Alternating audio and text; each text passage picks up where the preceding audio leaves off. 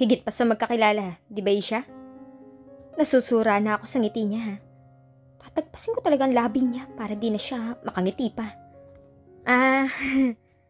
Hindi ako mapakali. Yeah, we're actually cousins. Nabigla si Yani sa sinabi ko at pati na rin si Jay. Siguro hindi niya rin inaasahan na yun ang sasabihin ko. Aba, malay ko. Wala akong maisip na palusot eh. Wow, talaga? Yeah, 50th cousins kami. Sabay tawa ni Jay. Ha? May 50th cousin ba? Parang over na yun ah. Napakamatuloy si Yani. Talaga tong si Jay oh. May pagka-clown. Siyempre joke lang yun. Third cousins kami Yani. Pasimpleng siniko ko si Jay sa tagiliran niya.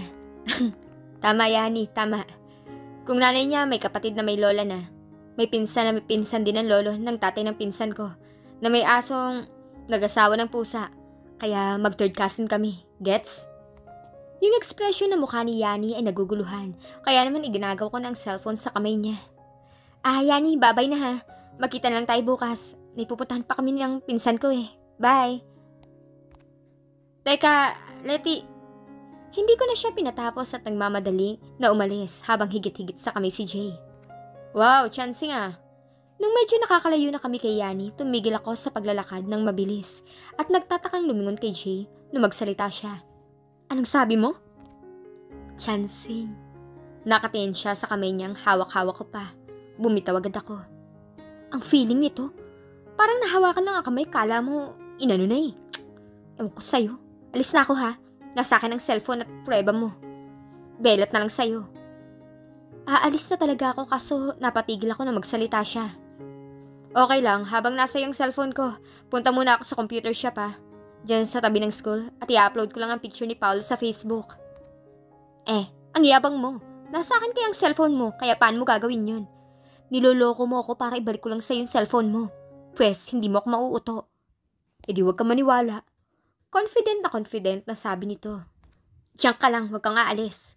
Sabi ko sa kanya habang sinisimulan ng i-scan yung cellphone niya. Punta agad ako sa gallery ng phone niya at hinanap ang mga pictures pero... What the... Ano to? Bakit puro pictures sa mga models? Hoy! Wala ako nakitang pictures namin ni Paolo. Nagpunta naman ako sa may video. Nagbabaka sakaling andun yung sinasabing video namin ni Paolo pero... Hoy! Urutong ka talaga! Ano itong nasa cellphone mo? Bakit puro... Ew! Promise, punong-puno ng mga videos yung cellphone niya pero miski isa sa sinasabi ang pictures namin o video namin ni Paolo ay wala naman dun. Asan yung mga pictures namin ni Paolo? Bakit wala dito? Sino ba kasing may sabi sa'yo nandyan sa cellphone na yun yung pictures?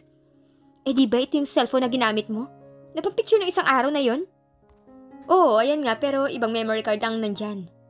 Asan yung memory card na ginamit mo? Tinaas niya yung necklace niya with a book pendant. Inside this pendant. Akin na yan! Sabay takbo ko palapit sa kanya para agawin yung necklace. Pero nakaiwas siya. Mago mo man, wala akong pake. Nakalak naman to. Pinakita niya sa akin ang gilid ng pendant at nakita ko ngang may keyhole ito. Nasa pet ko, kunin mo.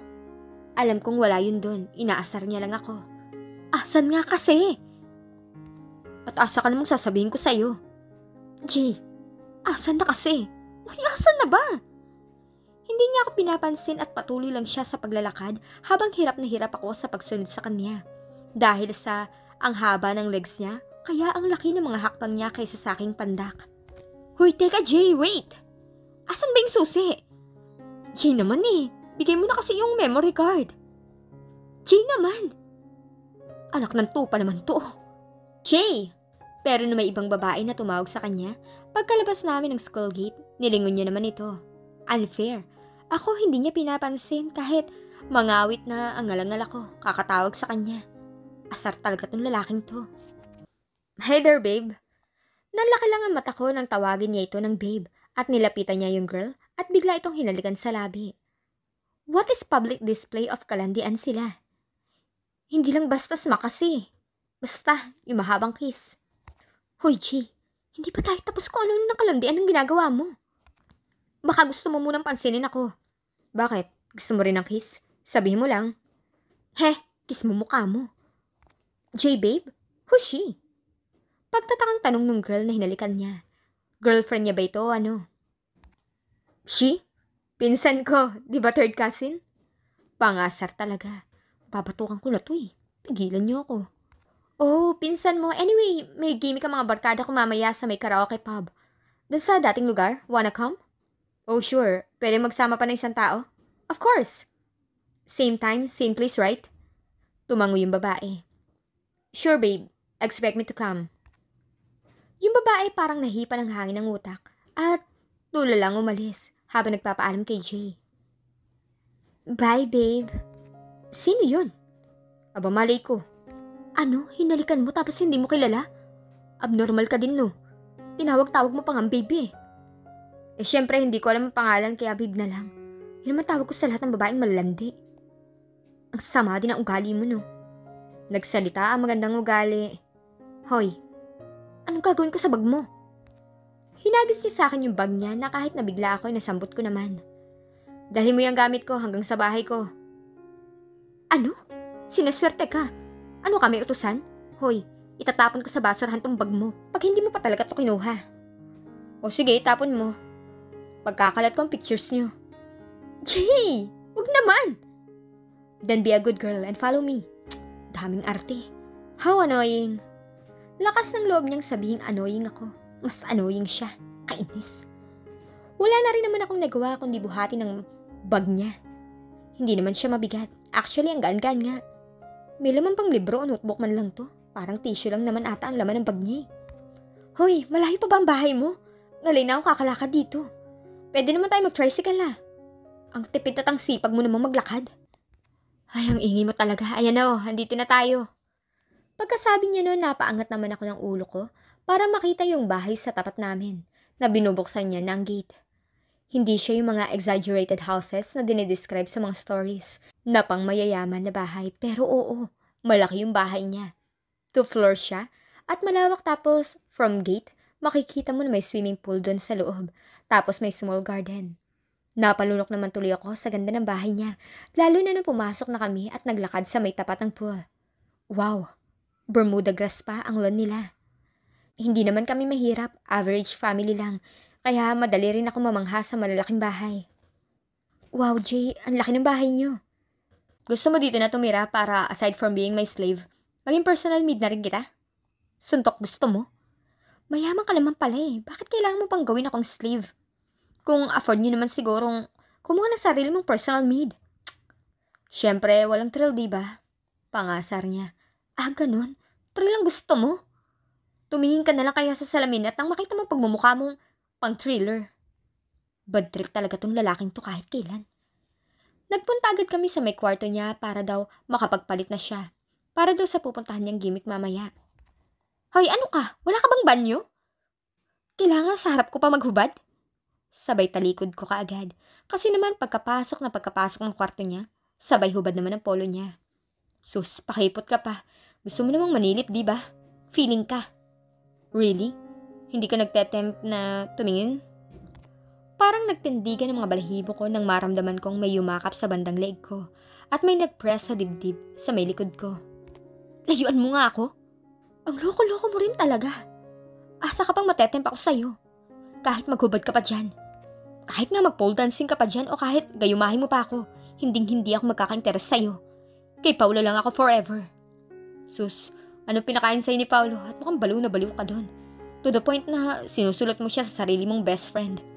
It's none of your business. Inis na sabi ko. Bakit pa kailangan niya pang makialam sa buhay ko? Kakaasar. Magbihis ka na nga, bilisan mo. At pwede na ba akong umalis ha? Ano pa bang gagawin ko dito? Pumunta lang si Jay sa may isang drawer doon. Tapos naglabas ng mga damit pambabae. Tapos binigay sa akin. Pumili ka dyan ng isa sa mga susutin mo. Teka Jay, question lang. Are you gay? Bakit may mga damit kang pambabae? Mahilig ka bang mag-dress up? Ito ba ang deepest dark secret mo? Binatukan niya ako kaya napaaray tuloy ako. Baliw. Gwapo kong to, bading. Asa pa. Mga naiwang damit yan ng mga babaeng naikama ko dito. Yung mga mata ko nanlaki as in parang malalaglag yung eyeballs ko. Ano? Naikama as in yung ano? Yun? Oo, bakit? Gusto mo na example? Suntok you want? Teka nga, bakit pinapasuot mo tong mga to sa akin? Iyo kaya, sinuot ng mga babaeng hindi ko kilala tapos papasot mo sa akin? Anong tingin mo sa akin? Hilo? Ang arte mo no, malinis yan. Siyempre mga napalabahan na yan.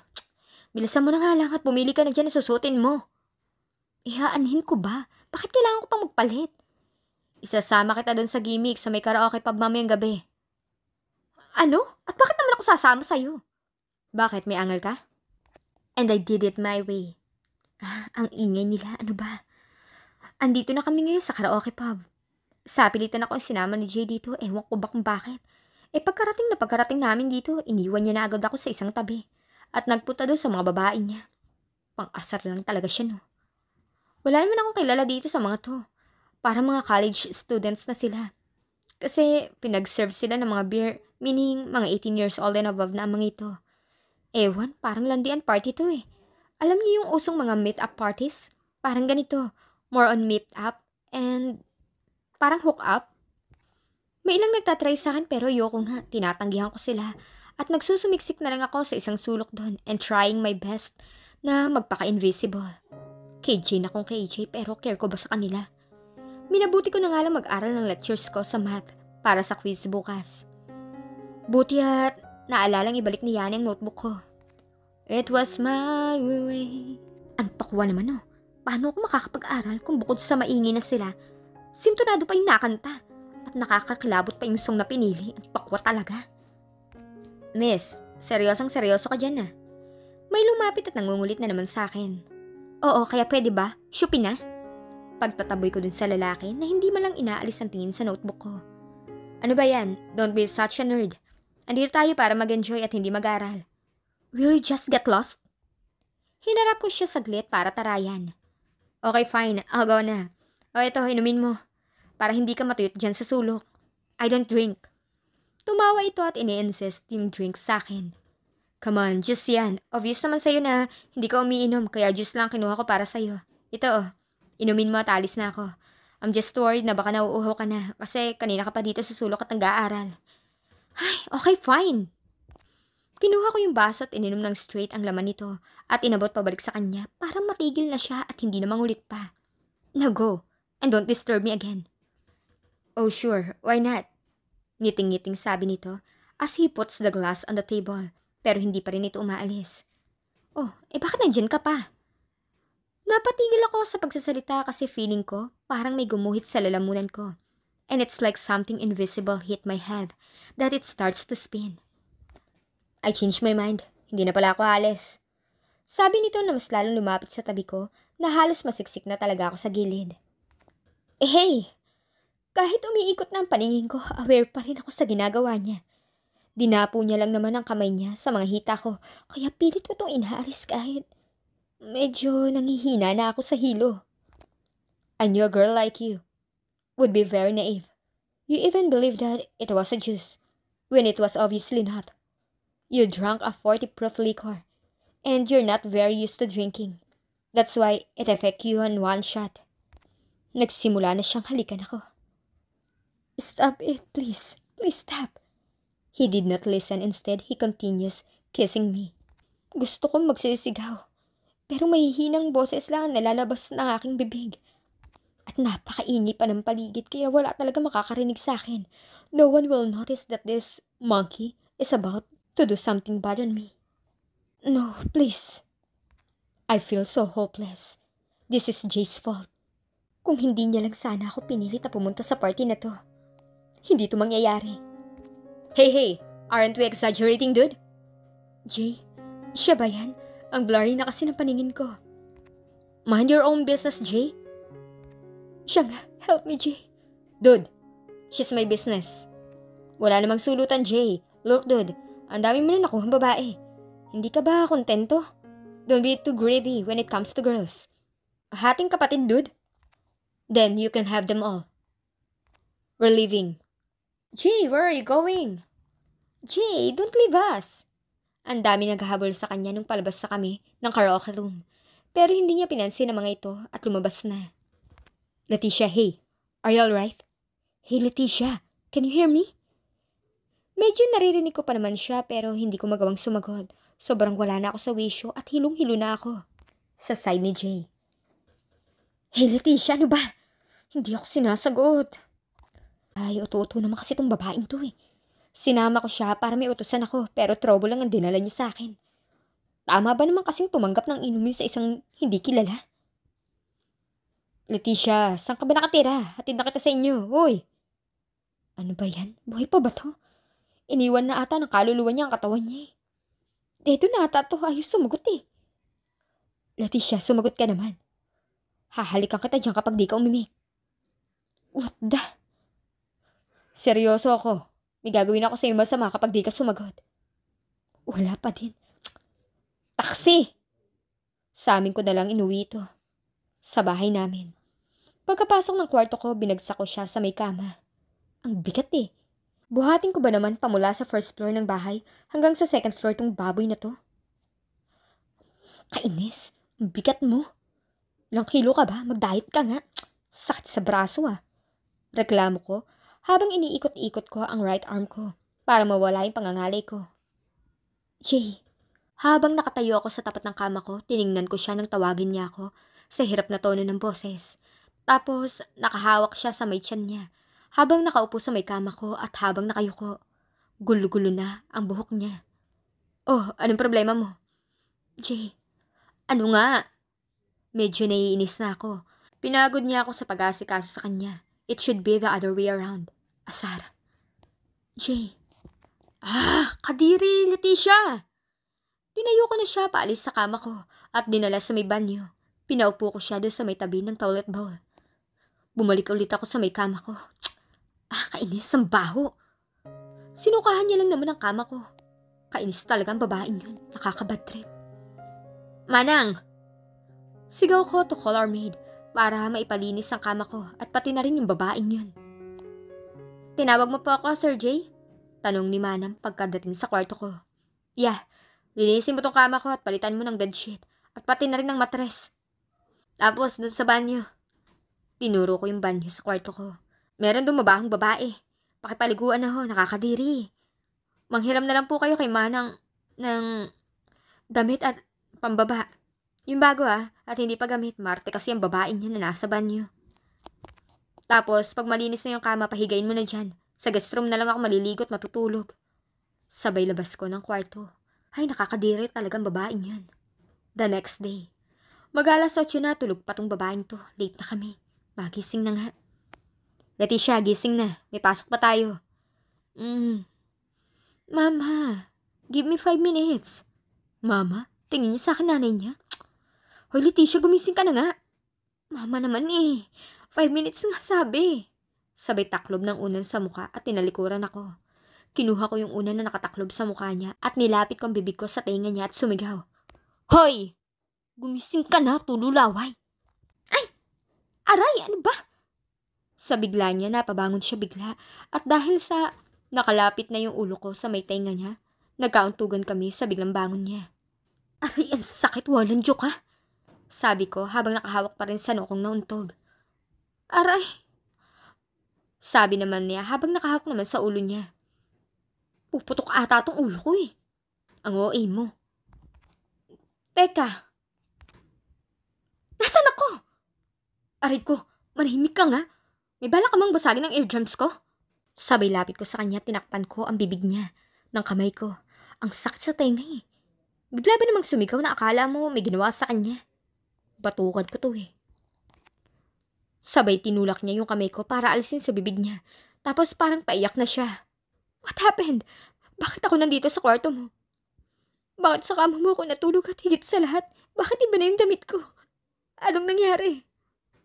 Gusto ko sanang sabihin binuhat ko lang naman ang isang baboy na katulad niya. Paakyat ng kwarto ko. At sinukahan niya lang naman ang kama ko. At higit sa lahat, si Manang naman na nagpaligo at nagpalit ng damit niya. Pero mukhang wala siyang natatandaan. At dahil iyamot pa rin ako sa trouble na dinala niya sa akin kahapon, may kapilyuhan ako naisip. I didn't know you could be that good in bed. Pagkasabi ko noon, nilayo ko ang mukha ko sa kanya to see her shocked expression. Parang hindi siya makapaniwala sa sinabi ko. What did you say? What do you mean? Ano? Walang nangyari, diba? Wala. Susuntokin kita, G. Sabihin mo sa akin ang totoo. Walang nangyari, diba? Anong walang nangyari? You can't remember? No, we didn't. Sinungaling ka. Saan sinungaling? Hindi yun nangyari. At ayoko maniwala sa'yo. Pwes, kahit hindi naman totoo, paninindigan ko ang panluloko ko sa kanya para masaya. Ang sarap niya talagang paglaruan. I'm enjoying this.